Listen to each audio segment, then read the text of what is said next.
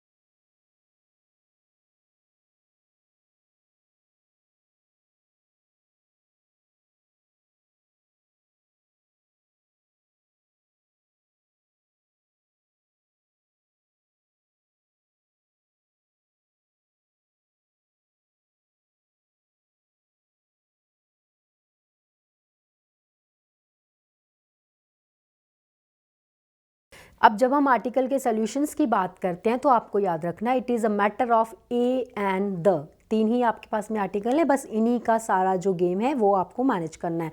अगर हम आपकी पहली स्टेटमेंट देखते हैं तो पहली स्टेटमेंट में देखिए, the interviewer asked me if I knew that Kalidas was the greater. What is greater? Greater is comparative degree. लेकिन जब हम बात करते हैं द की, द कब आता है? द आता है सुपरलेटिव के साथ में। अब ग्रेटर के साथ तो सुपर द नहीं आ सकता क्योंकि ग्रेटर सुपरलेटिव नहीं है, तो यहाँ पे आपको द काट देना है और सिर्फ ग्रेटर रखना है। क्यों? क्योंकि आपकी जो स्टेटमेंट है वो फॉर्मूला कैरी कर रही है comparison of one with many, क्योंकि लास्ट में एनी अदर भी लिखा हुआ है। तो इस स्टेटमेंट का अगर हम नंबर 1 के एरर की बात करें तो नंबर 1 का जो एरर है वो है पार्ट बी में। इसके बाद आपकी next statement, the reason we have not been able to pay income tax is due to fact. अब उन्होंने फैक्ट की बात की है, किस चीज पे वो फोकस कर रहे हैं? वो फैक्ट पे फोकस कर रहे हैं, फैक्ट को प्रेशराइज कर रहे हैं कि हमने इनकम टैक्स क्यों पे नहीं किया। रीजन ये था। तो जिस चीज को हम फोकस करते हैं, जिस चीज को हम स्पेसिफाई करते हैं, जिस चीज को हम पॉइंट आउट करते हैं, उसके आगे क्या आना चाहिए? द आना चाहिए। तो यहाँ पे आपने फैक्ट के आगे जो है द ऐड करना था। तो the error is part B. अगर हम इसके बाद की स्टेटमेंट को देखें, As soon as the teacher entered, everyone fell in a silence. A silence, एक silence की सिर्फ silence. Silence एक abstract noun है और abstract noun को जब तक common में transfer ना किया जाए तब तक उसके आगे article नहीं लगता है। तो आपको A remove करनी थी और error आ जाता पार्ट C में।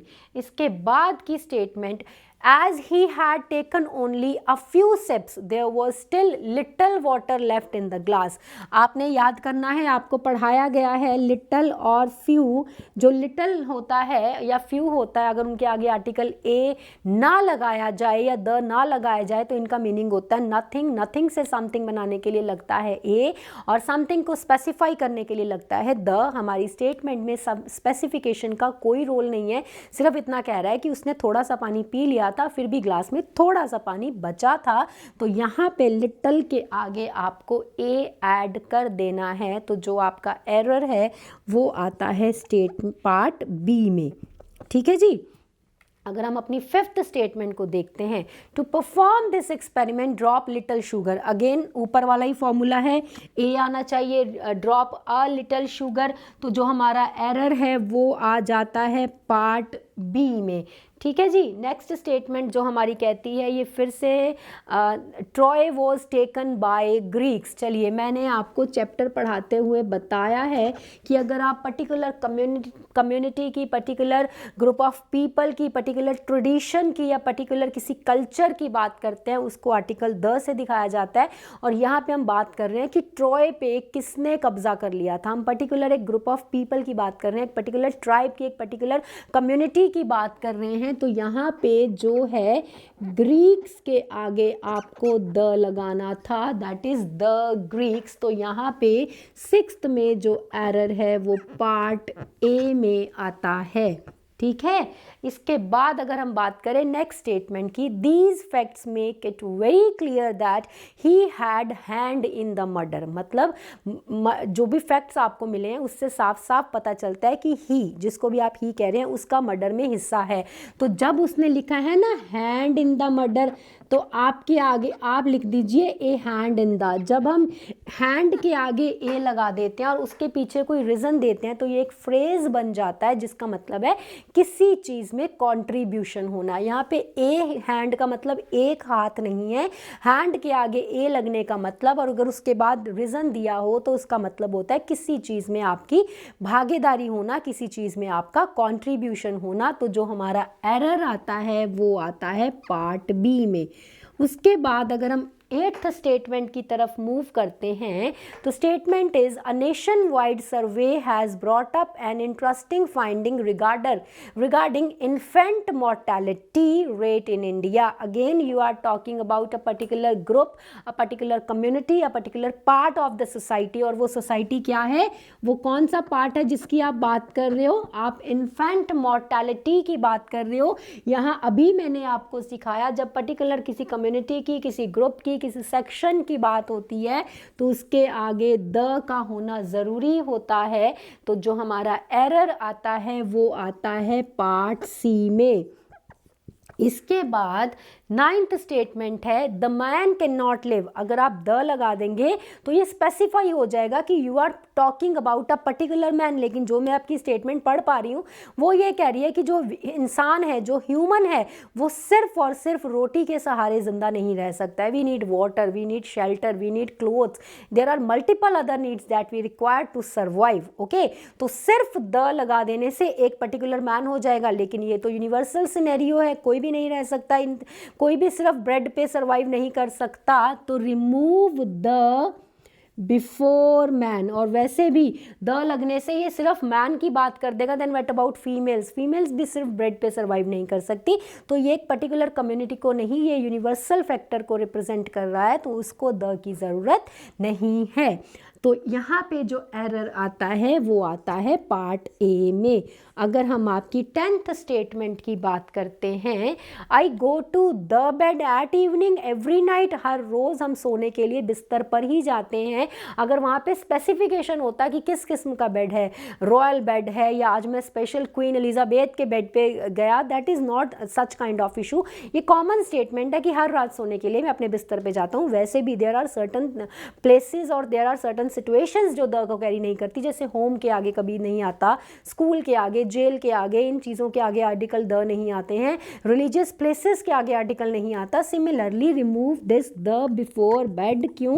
क्योंकि द लगने से बेड स्पेसिफाई हो जाएगा, लेकिन जो स्टेटमेंट है, जो स्पेसिफिकेशन जैसा कोई भी हमें जो है प्रूफ प्रोवाइड नहीं कर रही है। तो पार्ट ए जो है वो हमारा सॉल्यूशन है। This is all about the article section. Again ये कुछ भी ऐसा आपको नहीं बताया गया जो चैप्टर में आपको ना पढ़ाया गया हो, और मुझे नहीं लगता कि सॉल्यूशन में आपको कोई भी दिक्कत आई होगी, क्योंकि सारे वही रूल रिपीट हुए हैं जो चैप्टर में आपको पढ़ाए गए हैं। Thank you.